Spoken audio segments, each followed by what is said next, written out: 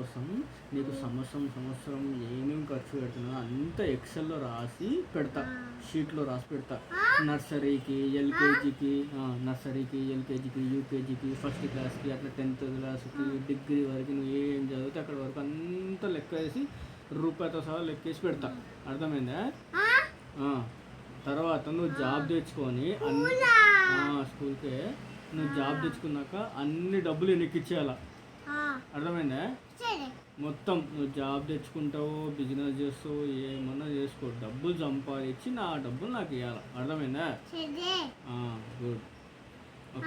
ఓకేనా? ఇప్పుడు నీకు ఎంత ఖర్చు వచ్చింది నర్సరీకి? నర్సరీకి ఎంత అయింది నీకు? 50,000 అయింది.